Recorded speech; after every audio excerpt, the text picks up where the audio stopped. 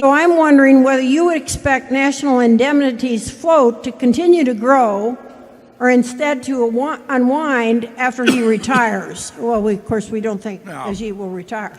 Now, another way of asking that is whether National Indemnity has competitive advantages beyond Ajit, or is all of its value above book value tied up in Ajit and the runoff profits from the deals he has already put on the books?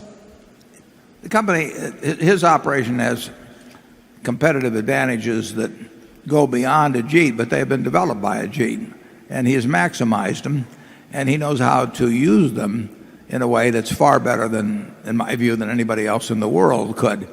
But they don't all go away. I mean, he has a cadre of about 30 people who are schooled in it, in a way that would make the Jesuits look quite liberal in terms of what they let their membership do. I mean, Ajit, you can't imagine a more disciplined operation than Ajit has, but Ajit cannot be replaced.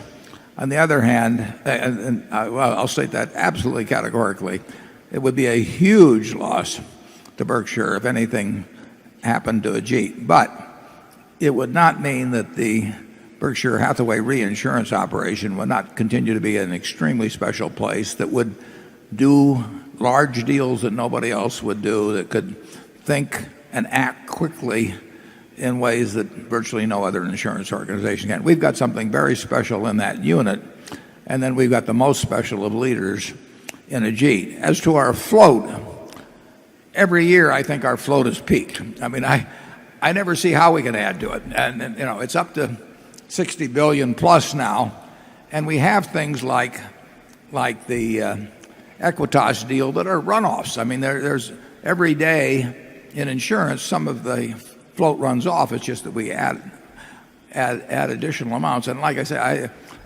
I was ready to quit, at 20 billion, and think, that we'd reached the apex of it. But it's over 60 billion. Things keep happening. Berkshire has become, in my view, the premier insurance organization of the world, and we've got a lot of good things come from that.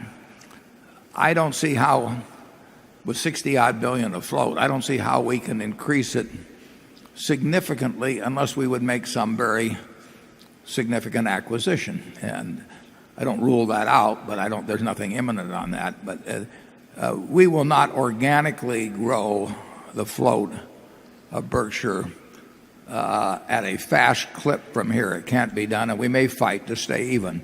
But we may come up with something out of the blue. I mean, who would have known that Equitas was going to come along 3 years ago?